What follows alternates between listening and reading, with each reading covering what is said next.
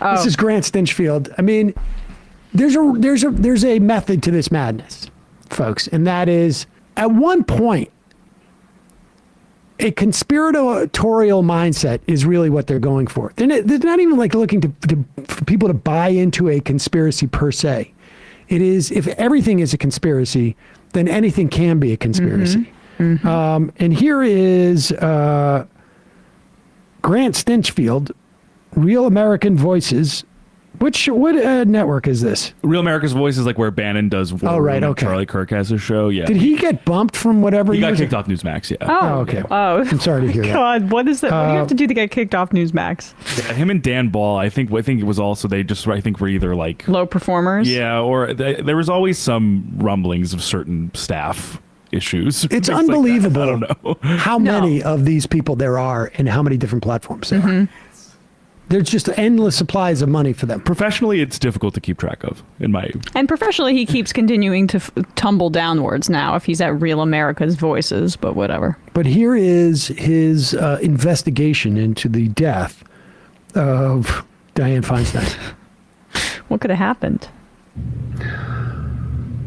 So I come in to start the radio show, and lo and behold, what do I learn? Senator Dianne Feinstein of California is dead. Sad news for California. She was a fixture there, no doubt about that. But here's the reality. What does this mean politically? In many respects, God just handed the Democrat Party a monster gift. Kamala Harris could be appointed senator in California. She wouldn't go easily. She don't want that job. But the Democrat Party and their elitists are very, very powerful. They wanted to kick Kamala out of the vice presidency. Gavin Newsom appoints her to the United States Senate seat. And then what does Joe Biden do? Appoint Gavin Newsom as vice president.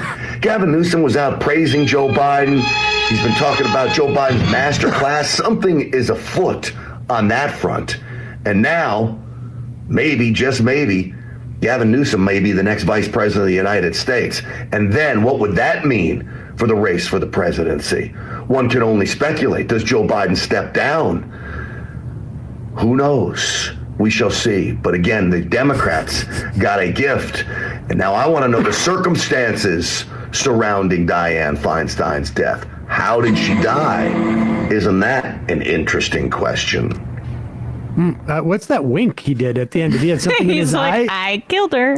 No, he's suggesting that she was Vince Fostered. Yeah, right. So that she was Kamala in such Harris good could be health. moved out of the White House. Yeah. Yeah, it really is amazing. It was so unexpected. I know. How could we have seen it coming? It's just amazing to me. But really, this is just sort of training for their lunatic audience. Yeah. To be like, you could be talking about this. You could be talking about the vax setting people off when the government's FEMA thing, and I can't believe that hasn't kicked in yet. Maybe it's a delayed action. But what would the goal be here? I mean, no one would notice. There would be no suspicion. Hey, wait a second. Why did Gavin Newsom just appoint Kamala Harris and then move into the White House and then Joe Biden drops out? What's going on? No, but I don't even care if that happens. Who cares? Like, what is the implication if Kamala Harris steps down and returns to her previous post as senator from California, and then Gavin Newsom's the new VP pick?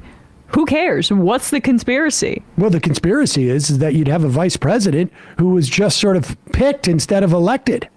Right. There would be no Democratic say, except for in 2024, when people would elect the Newsom-Biden ticket, or Biden-Newsom. You don't get it. I mean, I guess not. Maybe the elitists are too powerful. I think that FEMA I'm not in the elitist meetings, if you catch my drift. Clearly. I think what Stinchfield is getting at is that Feinstein was over the target. Oh, yeah. She was. And that might have been the problem. She was over the casket, target. I also don't know that I've ever seen anybody less subtly wink. It's honestly like someone who would just like, for the vast majority of my life, I had no ability to wink. And I took a course on how to wink, and I'm in week 3 of 9 on the winking. And look at. You're doing well. Yep. Oof. I'm just bringing it up. You got to bring the lip action a little bit back down to earth, and then it'll be more subtle.